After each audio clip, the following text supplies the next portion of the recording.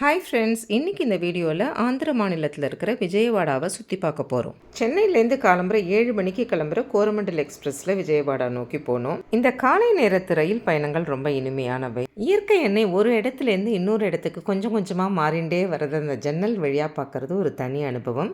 இதோ விஜயவாடாவுக்கு வந்துட்டோம். இதுதான் கிருஷ்ணா நதி. இந்த கிருஷ்ணா நதியை தாண்டி தான் விஜயவாடா நகரத்துக்குள்ளே நம்ம போக முடியும். இதோ ஸ்டேஷன் வந்தாச்சு. இந்தியாவோட வட மாநிலங்கள் தென் மாநிலங்கள் இரண்டையும் இணைக்கிற முக்கியமான ஜங்ஷனுங்கிறதுனால விஜயவாடா ரயில்வே ஸ்டேஷன் எப்பவும் ஒரு பரபரப்பாகவே இருக்கும். இப்போ சமீபத்தில் இந்த ரயில்வே ஸ்டேஷனை ரொம்ப பியூட்டிஃபுல்லாக ரெனோவேட் பண்ணியிருக்காங்க. ரொம்ப அழகாக நீட்டாக இருந்தது. உமா எப்பவும் அக்ரஹாரங்கள் தானே வீடியோ போடுவா, இப்போ என்ன திடீர்னு ஆந்திரா டூர் அப்படின்னு உங்களில் நிறைய பேர் நினைக்கலாம். எங்களுக்கு தெரிஞ்ச பெரிய அக்னிஹோத்ரி ஒருவர் பெரிய யாகமான பவுண்டரீக யாகம் அப்படிங்கிறத இங்கே பண்ணினார். 40 நாட்கள் விரதம் இருந்து பண்ணுற ரொம்ப அபூர்வமான யாகம் அது மார்ச் 14 பூர்த்தியாகி கிருஷ்ணா நதியில் அபவிருத ஸ்நானம் நடக்கும் அப்படின்னு கேள்விப்பட்டு அதில் கலந்துக்கிறதுக்காக விஜயவாடாவுக்கு போனோம். விஜயவாடாவுக்கு போன உடனே லஞ்சு சாப்பிட்டுட்டு கொஞ்ச நேரம் ஹோட்டல் ரூமில் ஓய்வு எடுத்துட்டு சாயந்தரம் சீக்கிரமே கிளம்பி இந்த ஊரோட முக்கிய தேவதையான கனகதுர்கா தேவியை தரிசனம் பண்ண கிளம்பினோம். இப்போ நம்ம ஃப்ளைஓவர்லேருந்து பார்த்தாலே பாருங்கோ, உங்களுக்கு கனகதுர்கா கோவிலோட கோபுரம் தெரியும். இதுதான் கிருஷ்ணா நதி. அங்கே தெரிகிற பெரிய பாலம் தான் பிரகாசம் பேரேஜ். 170 வருஷங்களுக்கு முன்னாடி கிருஷ்ணா நதியின் குறுக்கே கட்டப்பட்ட பெரிய அணைக்கட்டு இது. இந்த கிருஷ்ணா நதியின் கரையோரத்தில் தான் கனகதுர்கா அம்மன் குடியிருக்கும் இந்திரகீலாத்ரி மலை இருக்கிறது. ஸ்ரீ கனகதுர்கா சமேத மல்லேஸ்வர சுவாமி கோவில் சுயம்புவாக உருவான கோவில். இது மகாபாரத காலத்தோடு தொடர்புடையது. அர்ஜுனன் இங்குள்ள சிவபெருமானை வழிபட்டு பாசுபதாஸ்திரத்தை பெற்றதாக புராணங்கள் கூறுகின்றது. துர்கா தேவி மகிஷாசுரனை வதம் செய்த பின் இங்கு வந்து குடிகொண்டதால் இந்த இடத்திற்கு விஜயவாடா என்று பெயர் வந்ததாக கூறப்படுகிறது. மலைக்கு மேல் செல்வதற்கு 4-5 லிஃப்ட் இருப்பதால் சுலபமாக சென்று விடலாம். நல்ல தரிசனத்தை முடித்துக்கொண்டு ஹோட்டலுக்கு திரும்பினோம். மறுநாள் காலை சீக்கிரமே குளித்து தயாராகிவிட்டோம். நான் பேசிக்கொண்டிருக்கும் போது நீங்கள் விஜயவாடா நகரை பார்த்து ரசித்து கொண்டே வாருங்கள். இன்று யாகம் பூர்த்தி அடைவதால் காலை 9:30 மணி அளவில் கிருஷ்ணாவில் அபவிருத ஸ்நானம் நடக்கவிருக்கும் என்று எங்களை அங்கு வர சொல்லியிருக்கிறார்கள். நேற்று இரவு பார்த்த பிரகாசம் பேரேஜ் இதுதான். இங்கு வலது பக்கம் திரும்பினால் நாம் போக வேண்டிய ஸ்நான கட்டம் வந்துவிடும். இப்போது நீங்கள் பார்க்கும் இந்த ஸ்நான கட்டத்திற்கு VIP காட் என்று பெயர். இங்கு வந்து ஸ்நானம் செய்வதற்கு தனியாக பர்மிஷன் வாங்கி கொண்டு வர வேண்டும். நான் உள்ளே போய் கிருஷ்ணா நதியின் அழகை பார்த்து ரசித்து பிரமித்து கொண்டிருப்பதற்குள் அவர்கள் வந்துவிட்டார்கள். கிட்டத்தட்ட 40க்கும் மேலான வேத வித்துக்கள் அங்கு வந்திருந்தனர். 40 நாட்களுக்கும் மேலாக பல வருடங்களாக வேத அத்தியாயனம் செய்த வேத பண்டிதர்கள் கலந்து கொண்டு இன்று இந்த யாகம் பூர்த்தியடைந்துள்ளது.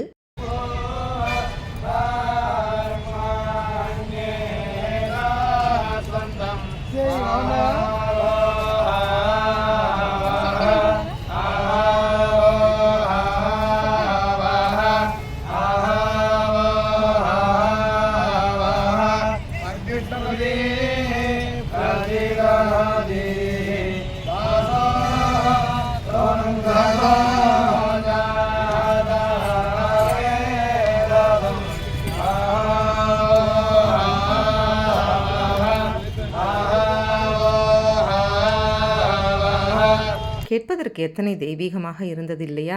இதோ போகிறார்கள் பாருங்கள். அவர்கள் இருவரும் தான் கணவன் மனைவியாக இந்த யாகத்தை கடுமையான விரதம் இருந்து இன்று பூர்த்தி செய்திருக்கிறார்கள். இது எல்லாமே லோகக்ஷேமத்துக்காக தான்.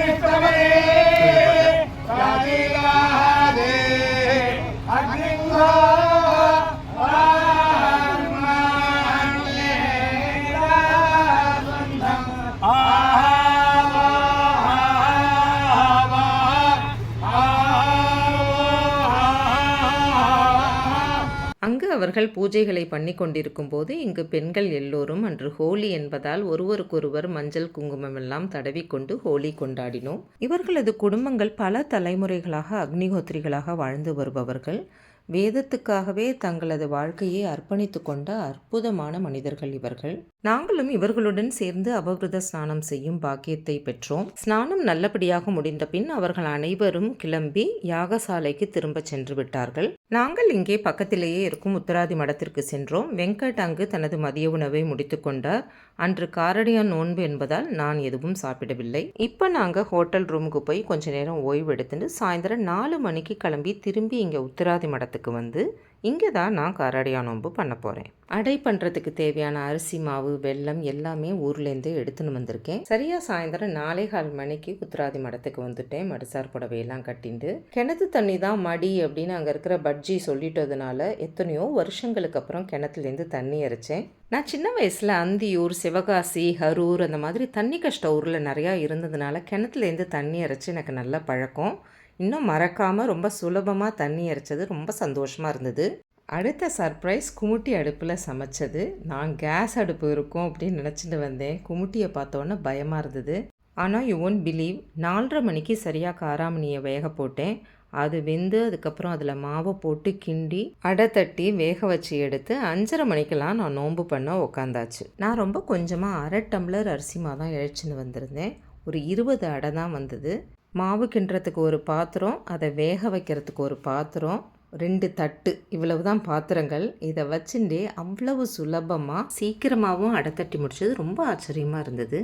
வெல்லத்தை பொடி பண்ணி ஏலக்காய் பொடியும் போட்டு எடுத்துன்னு வந்திருந்தேன். அதை பாகலாம் வைக்கல, ஜஸ்ட் டைரெக்டாக சூடான மாவோடு சேர்த்து பிசைஞ்சிட்டேன். அதை தட்டி வேக வச்சதே கொஞ்சம் கூட உடையாமல் அவ்வளவு நன்னா வந்தது. பெரிய பாத்திரத்தில் சின்ன டமராவில் தண்ணியை வச்சு அதுக்கு மேலே ஒரு தட்டில் வாழை இலையை போட்டு நம்ம இட்லி வேக வைக்கிற மாதிரி வேக வச்சுட்டேன். வெள்ளை எடை வச்சாச்சு. இதை உப்படையும் இன்னும் கொஞ்சம் வெள்ளை எடை மாவு இருக்குது, ரெண்டும் வைக்கணும்.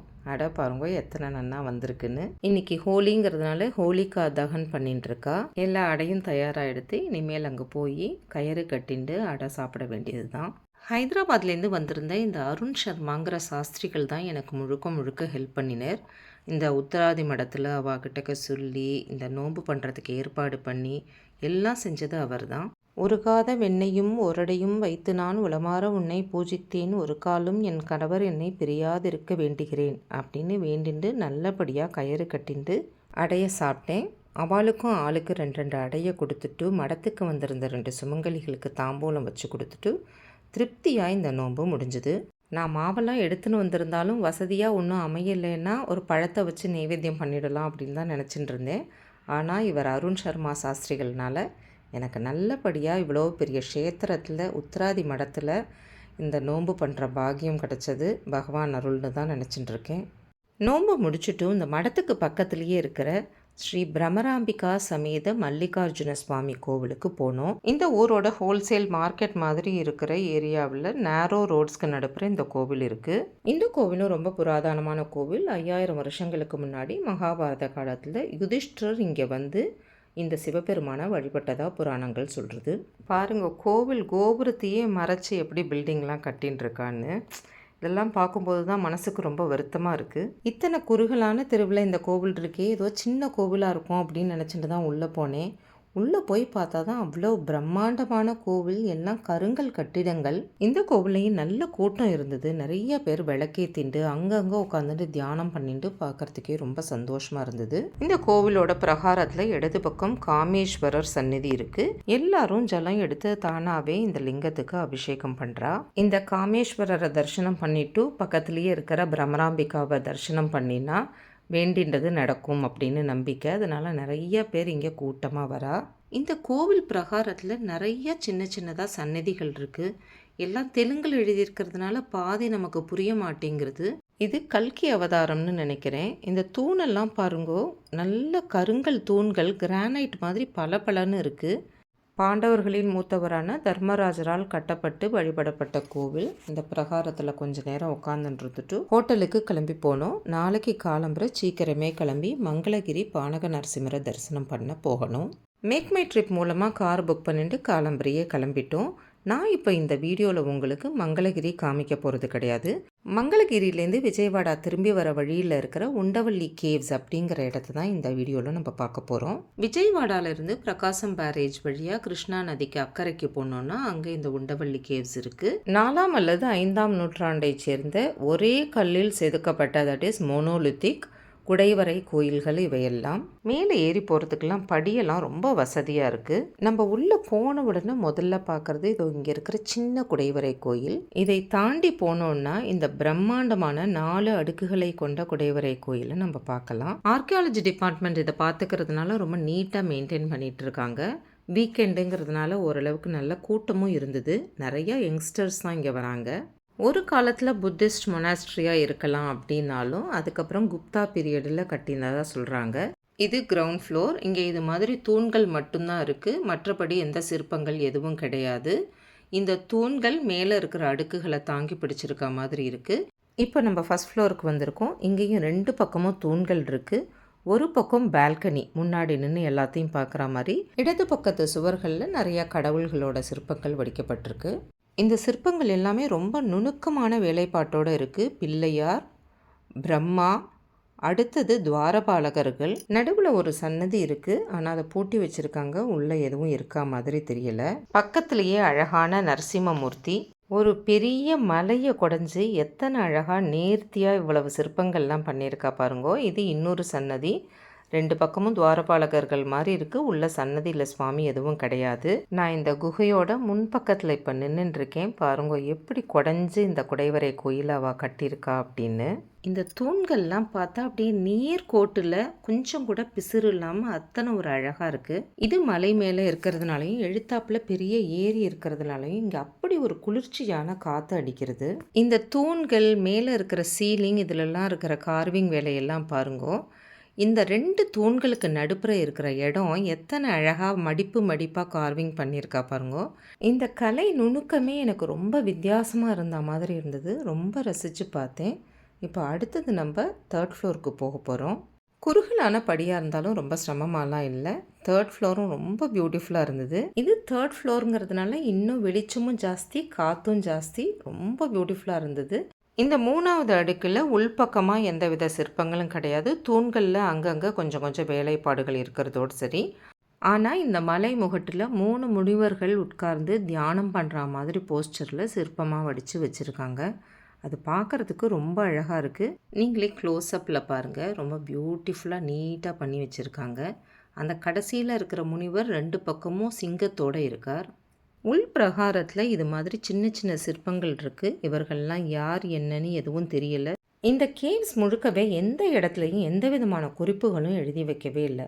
இப்போ இந்த முனிவர்களை கொஞ்சம் க்ளோஸ்அப்பில் பார்க்கலாம். ஒரு முனிவர் கையில் ஒரு பானையும் ஜபமாலையும் வச்சுருக்கு. இன்னொரு முனிவர் கையில் வீணை மாதிரி ஒரு இசைக்கருவி இருக்குது. ஒரு வேளை நாரதராக இருக்கலாம். இதுக்கு எதிர்த்தாப்பில் இருக்கிற அறையில் பாருங்கோ, இதுதான் நான் சர்ப்ரைஸ்னு சொன்னேன். என்னென்னா பிரம்மாண்டமாக 12 அடி நீளத்தில் அனந்த சயன பெருமாள் ஆதிசேஷன் குடை பிடிக்க அப்படியே ஆனந்தமாக படுத்துட்டுருக்கு. பெருமாளோட கால்மாட்டில் இருக்கிறது மது கைடபர்கள்னு நினைக்கிறேன். மற்ற சிற்பங்கள்லாம் சரியாக தெரியல. பிரம்மா இருக்க, பெருமாளோட கை விரல் எப்படி மடங்கி இருக்கு பாருங்கோ. பெருமாளோட முகம் அத்தனை ஒரு அழகுனா அத்தனை ஒரு அழகு. தாமரை கண்ணன். வந்து டூரிஸ்ட் எல்லாம் பூ போடுறாங்களே தவிர இங்கே பெருமாளுக்கு ரெகுலராக பூஜை நடக்கிறதா எனக்கு தெரியல. பெருமாளோட பாதம், வேஷ்டி மடிப்பு, கொலுசு எல்லாம் அத்தனை தத்ரூபமாக வடிச்சிருக்கா. இந்த சிற்பங்கள்லாம் மது கைட்டப்ப வதமாக இருக்கலாம் அப்படிங்கிறது என்னோட எண்ணம்.